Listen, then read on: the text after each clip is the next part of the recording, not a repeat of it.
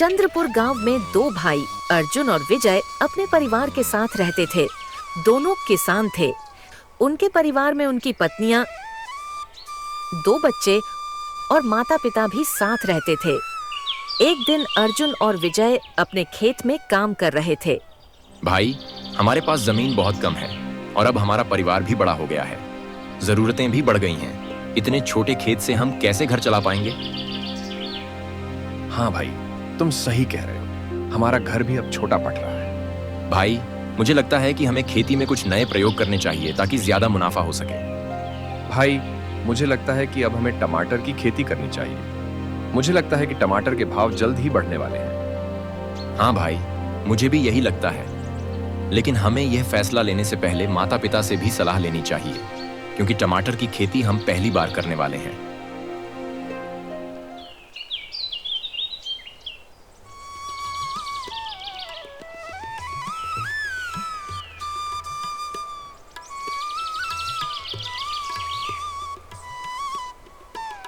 वे दोनों अपने माता पिता रामदीन और लक्ष्मी के पास गए।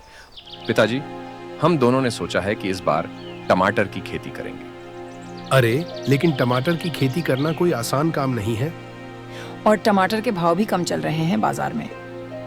माँ, पिताजी, हमें लगता है कि टमाटर के भाव अब बढ़ने वाले हैं। लेकिन टमाटर की खेती के लिए तो ज्यादा पैसे लगते हैं।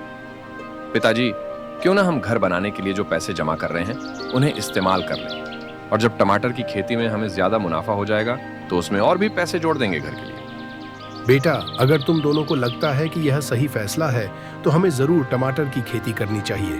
मेहनत और ईमानदारी से काम करेंगे तो सफलता जरूर मिलेगी। हाँ, भगवान हमारे साथ हैं। मन लगाकर काम करेंगे तो हमें जरूर सफलता मिलेगी।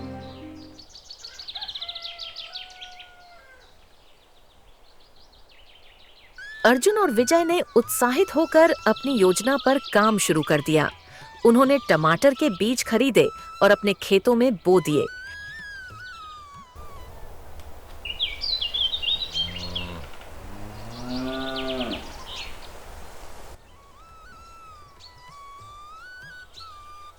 जमींदार जी, ये देखो इन दोनों को।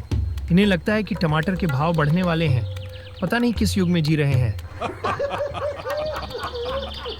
टमाटर की खेती करना इतना आसान नहीं है। ये तुम्हारे बस की बात नहीं है। देखना, यह तुम्हारा फैसला गलत साबित होगा। हम जानते हैं कि हम क्या कर रहे हैं और हम जोखिम लेने से नहीं डरते।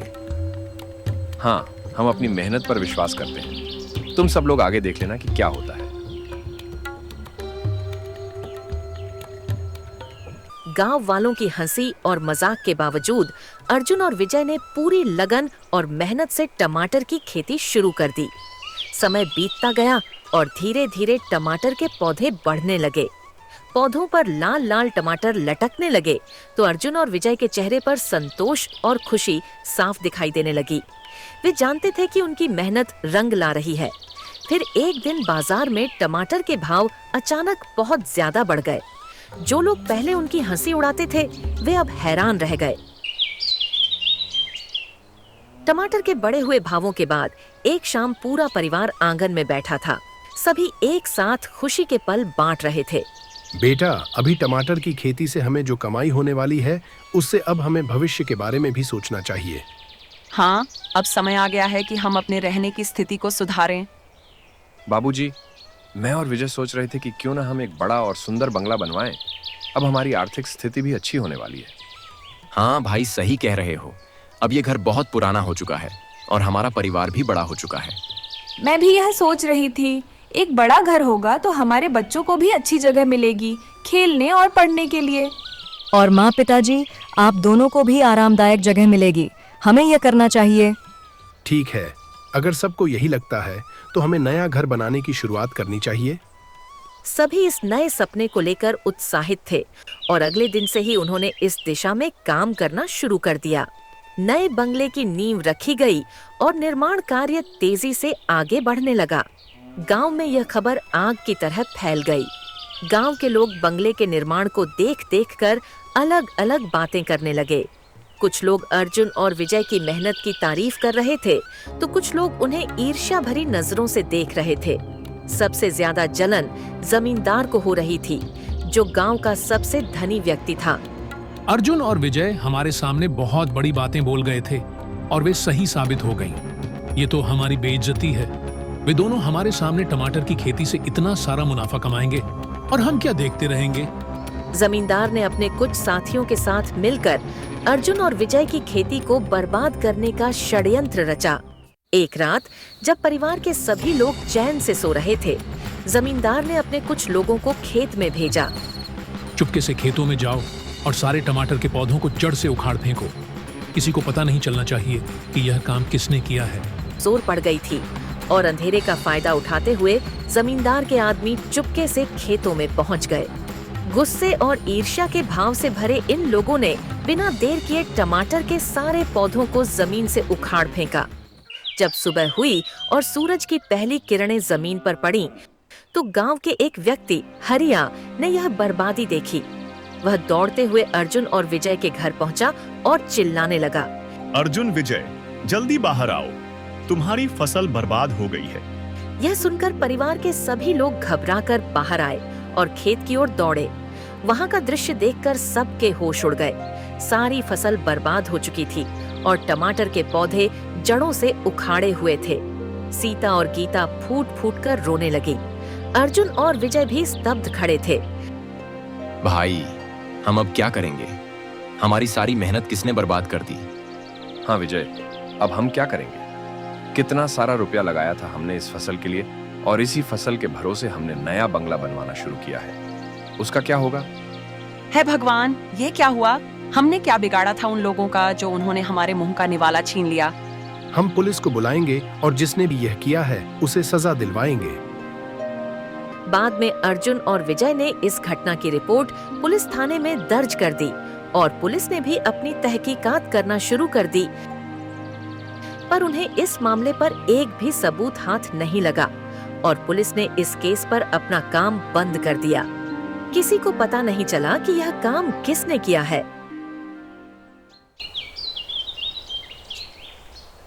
बाद में उन दोनों भाइयों और उनके परिवार ने अपने दुख को समेटते हुए जो हुआ उसे भूलकर फिर से खेत में मेहनत करने का निर्णय लिया।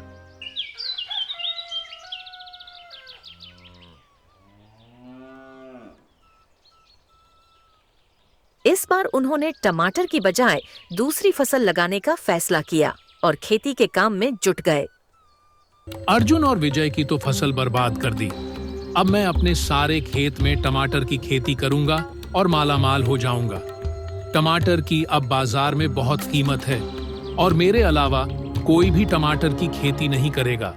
दूसरी ओर जमींदार ने अपने खेत में टमाटर की खेती की और गांव में किसी और को टमाटर की खेती नहीं करने दी। उसने सोचा कि गांव में वही अकेला टमाटर की खेती करेगा और उसने अपने सारे खेतों में टमाटर की खेती के लिए बहुत पैसे लगा दिए।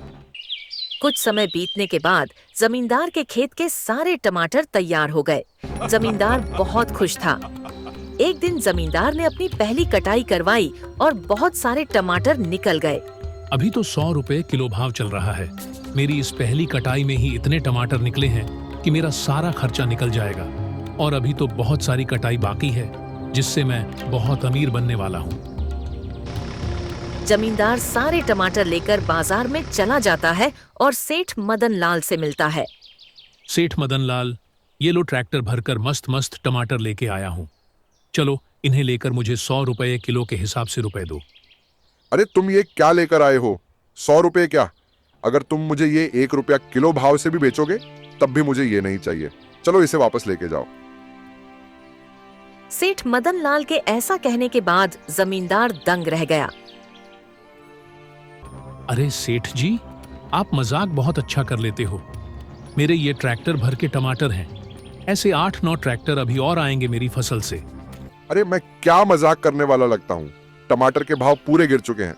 बाजार में बहुत सारे गांवों से भारी मात्रा में टमाटर आए हैं। लेकर जाओ इन्हें। जमींदार टमाटर लेकर वापस आता है और उसे अपने खेत के सारे टमाटर के पौधे उखाड़ने पड़ते हैं। जमींदार का बहुत ज्यादा नुकसान हो जाता है और उसे खेत भी बेचना पड़ता है। दूसरी ओर उन दोनों भाइयों और उनके पूरे परिवार की मेहनत रंग लाई। उन्होंने अपनी दूसरी फसलों में अथक प्रयास और सच्ची लगन के साथ मेहनत की। जिस समय टमाटर की खेती की दिशा में उनके सपने चुराए गए थे, उसी समय उन्होंने सोच समझकर खेती की और धीरे धीरे अपने अधूरे रह चुके घर को पूरा कर दिया। उनका पूरा परिवार खुशहाली से रहने लगा। इस प्रकार यह कहानी हमें सिखाती है कि मेहनत, ईमानदारी और एकता से किसी भी कठिनाई का सामना किया जा सकता है और सोच समझकर कार्य करने से सफलता प्राप्त की जा सकती है। वहीं जो लोग दूसरों के बारे में बुरा सोचते हैं और उनके साथ बुरा करते हैं, उनके साथ भी अंततः बुरा ही होता है।